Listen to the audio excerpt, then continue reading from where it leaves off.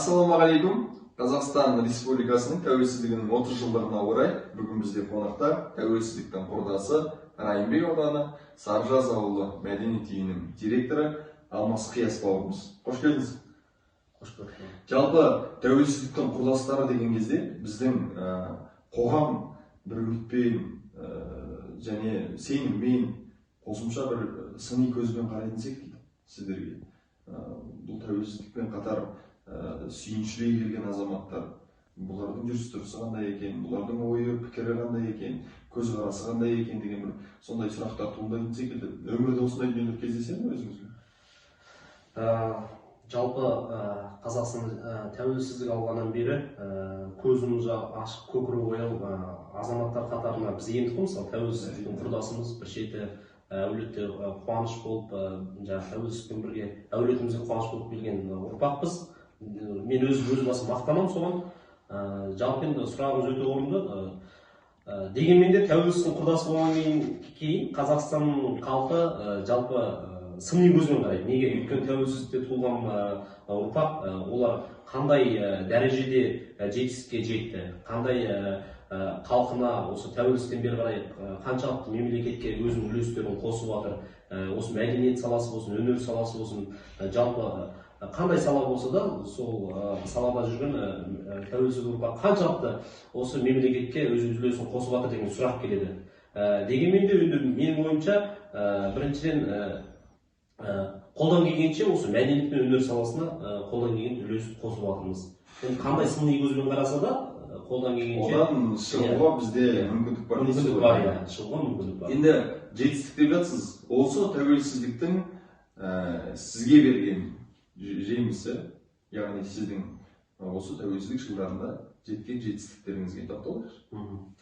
Енді Аллаға шүкір, осы тәуелсіздік жылында туылып, жаңағы Алматы облысы Райымбек ауданы Саржаз орта мектебін бітіріп, одан кейін үлкен жаңағы өмір деген қадамға жол басып, осы 2008 жылы Темірбек Жүргенов атындағы Қазақ өнер академиясына Алланың қалауымен бірінші Алланың қалауымен, екінші ата-анам, үшінші осы мемлекеттің қолдауымен сол үлкен оқу орнына түстік.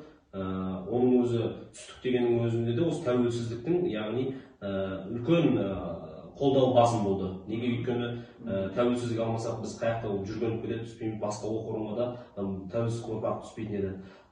Сол 2008 жылы өнер академиясына түсіп, 4 жыл сол жерде өнермен білімге сусындап, өнердің не екенін, жалпы өнертануды оқыдым. Соның ішінде өнертану ішінде театр бар, кинотану бар, бейнелеу өнері бар, музыка өнері бар. Соның бәрін қамтып оқыдық. Одан бері бітіргеннен кейін тәуелсіздіктің құрдасы деп кәдімгідей құрметпен елде сыни көзбен қарағанмен де тәуелсіздіктің құрдасы ғой деп бір жақсы көзқараспен қарайтын болды. Неге? Өйткені тәуелсіздіктің құрдасы болғаннан кейін, одан кейін жаңағы кішігірім жолдама, үлкен жұмысқа жолдама алдық.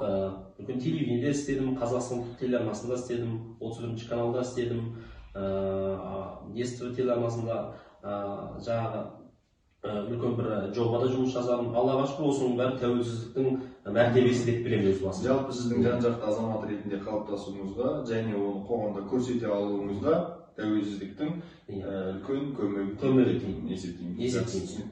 Енді қазіргі таңда мәдениет және өнер саласында қызмет етіп жатсыз.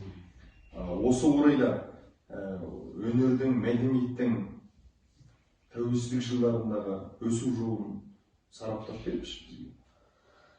Жалпы енді тәуелсіздік алғаннан бері не нәрсеге қол жеткіздіңіз? Тәуелсіздік алғаннан бері ең бастысы әрбір елдің мәдениеті жоғары болмаса, ол елдің жалпы адамдардың өсуі де, адамның жаңағы өмірге қадам басуы да, жаңағы отбасылық өмірден екінші өмірге қадам басады. Мысалы, азамат болады, ол тұлға болады, тұлға болу үшін оған мәдениетті болу керек, тілін білу керек, дінін білу керек, салт-дәстүрін сақтау керек деген сияқты. Ең бірінші мен өзім ойлаймын, осы мемлекетті құрған жоғарыда отырған, мысалы, елбасымыз Нұрсұлтан Әбішұлы Назарбаев атамыз бастаған керемет өзінің үлгілі саясатымен тәуелсіздігіміздің мәдениет пен өнер жолындағы тұғыры биік болды деп мен есептеймін. Әлі де тұғыры биіктеп келеді.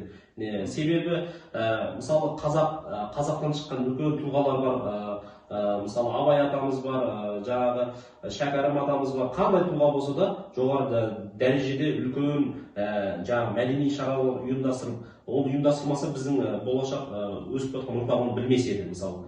Сондай шаралармен жаңағы ұрпағымызды танып біліп, оның ішінде жаңағы әліппеден бастадық қой біз. Әліппеде жаңағы Шоқан Уәлихановтың кім екенін, Ыбырай Алтынсарин, жаңағы ордадағы бүткіл тұлғаларымыз кім екенін, Алашорда соның бәрін білдік. Оның өзі де мәдениеттің жаңағы үлкен жетістікке жеткен деп. Жалпы мәдениеттегі, әдебиеттегі өзіміздің мақтан етер тұлғаларымызды біз ғаламдық өркениетке танытуға жол аша алдық деген пікірге тоқтап. Жақсы. Алмас, тәуелсіздіктің әрі сізге берер таусылмасын, сіздер мен біздерге. Алда үлкен мәдениет саласында, өнер саласында үлкен жетістіктерге жете беріңіз. Қазіргі таңда шәкірт тәрбиелеумен айналысып жатқаныңызды білеміз. Ол бағытта да сіздің жақсы бір жарқын қуаныштарыңызға куәгер болып жатайық. Сұхбат беруге келіскеніңізге, уақытыңызды бөлгеніңізге үлкен рахмет.